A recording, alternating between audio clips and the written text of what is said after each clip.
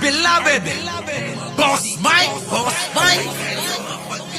Cervera.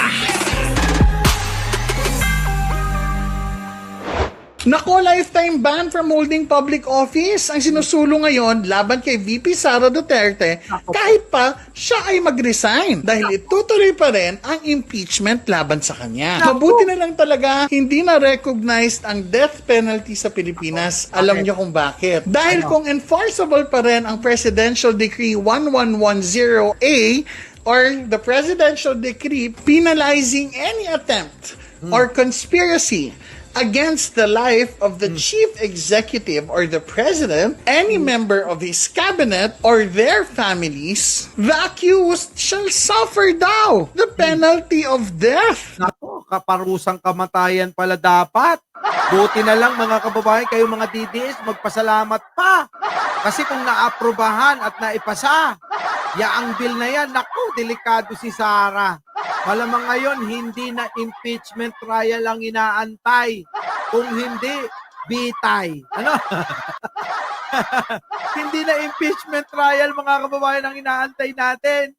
Malamang-lamang ho, mga kababayan, bitay ni Sara ang inaantay natin. Naku, napakaswerte nga naman ni Sara Duterte at hindi na to ngayon enforceable. Kung kaya naman ang pinakagrabing penalty, aside of course sa pagkakakulong, kung fa-filean siya ng separate cases after the impeachment, ay ang kanyang perpetual disqualification. Perpetual disqualification po mga kababayan, yan po yung madalas natin sinasabi rito, na hindi na ho po pwedeng tumakbo o magsilbi sa kahit anong sangay ng gobyerno itong si Sara Duterte. Yun po yun, ha? O, tuloy. Holding public office. Kung kaya naman, according to Attorney Roger Gutierrez, congressman ng One Rider Party List, hindi daw dapat mananolify ang impeachment ni Vice President Sara Duterte kahit pa siya ay mag-resign. Dahil Kahit mag-resign pa yan, Sara, wala ka na. Kung noon mo pa ginawa yan, siguro, nananahimik ka na, nananahimik at papasyal-pasyal ka na lang. Ang sarap ng buhay, di ba? Marami kang pera, marami ka nang ninakaw eh. Oh, nag-resign ka, hinayaan mo na yung stress sa politika. Oh, di ba? Hindi ka naman na maghihirap eh. Oh, ano pang ginawa mo? Pinagpilitan mo pa rin yung sarili. Eh kung ako yun, mga kababayan ha, kung ako lang, pagpalagay lang natin. Ang gagawin ko talaga, magre-resign ako. Bakit pa ako mananatili dyan kung nai-stress ako? Di ba? Oh, bakasyon ako ng Europe, bakasyon ako ng Alaska. Kung pwede nga lang pumunta na ng Mars, gagawin ko na. Oh, di ba? Kakaiba. Kakaiba po yung ganon. Eh kaso si Sara, pinagpilitan pa niya. Akala kasi kaya pa ng tatay niya, kaya pa ni Gloria, kaya ni Vic Rodriguez. Eh kaso nga mga kababayan, mahihina. para sa kanya, ang resignation, if mangyari man ni Vice President Sara Duterte, ay isang escape route from accountability. Hindi ito pwede. Atakasan niya kapag ka nag-resign daw mga kababayan, yung po yung magiging paraan para takasan niya yung mga nagawang kasalanan. Eh sabi ho ng One Rider Party List na si Gutierrez, ay hindi pwede yan. Kahit na mag-resign ka, itutuloy namin ang impeachment trial mo ha. Oo, kailangan panagutan mo yan. Tama naman, ano po mga kababayan? Tama naman po eh.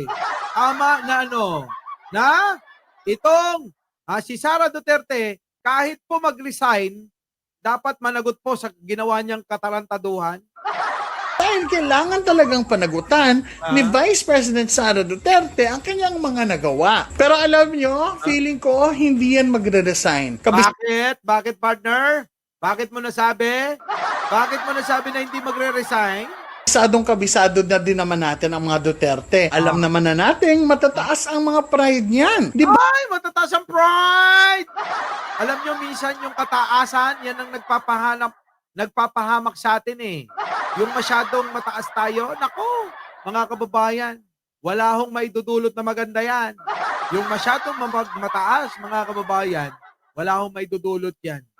Kayo na sikat, kayo na magaling, sasabihin ko kung ako yan. Diba? Ano naman problema? O, kayo na magaling, sa inyo na lahat. O, ano pa problema? Diba?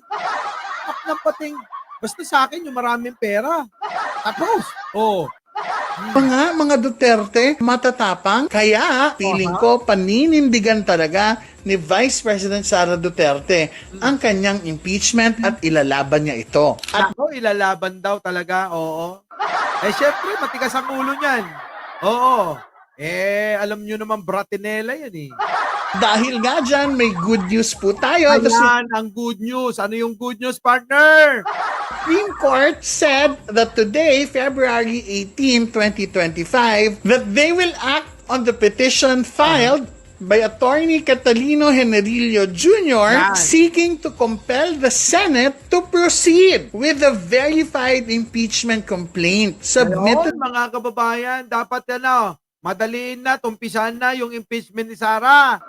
Cheese, Escudero. Gawan mo na ng paraan ito. Anak ng pating naman, idol, boss, amo. Gusto mo, doblehan ko pa yung tattoo mo sa kilay mo. Para medyo gumanda-ganda. Para kasing hindi bagay sa yung pagkakagawa. Ako kaya pagawain mo.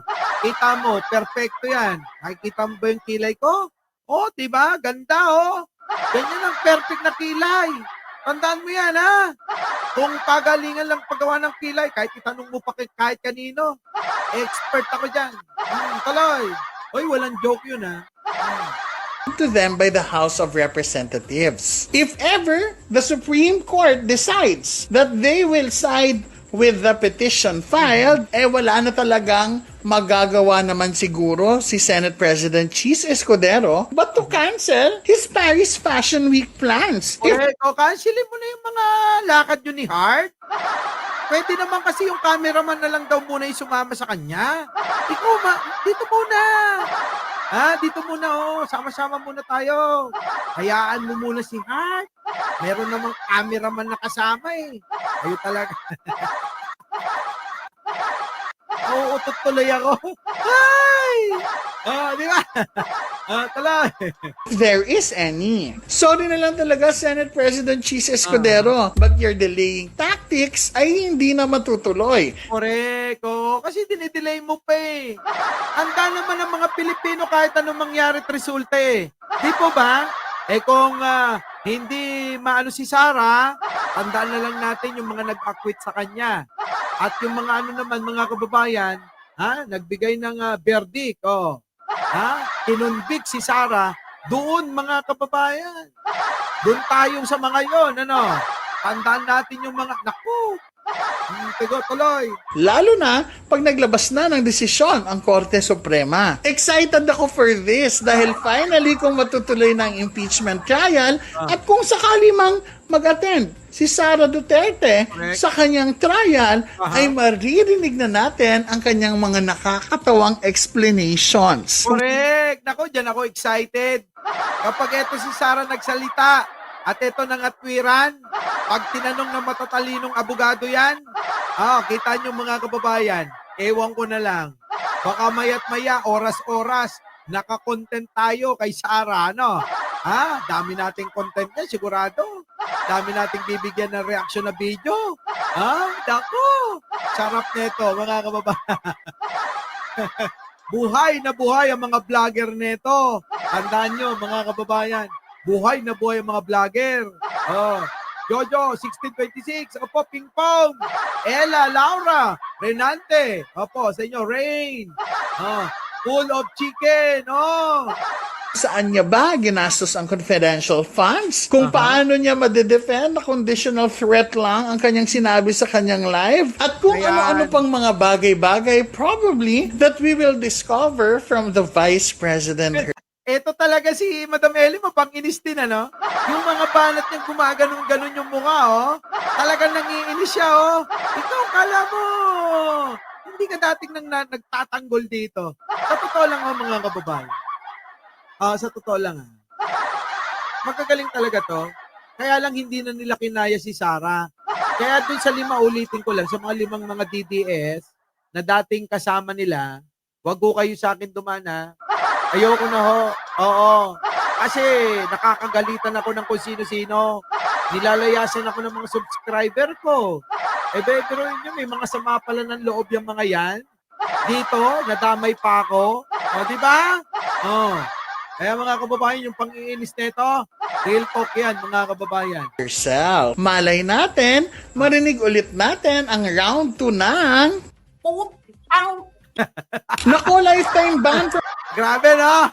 O, yan po ta. May punto naman si Madam Ellie dyan eh. Di ba? May punto po. Our beloved Boss Mike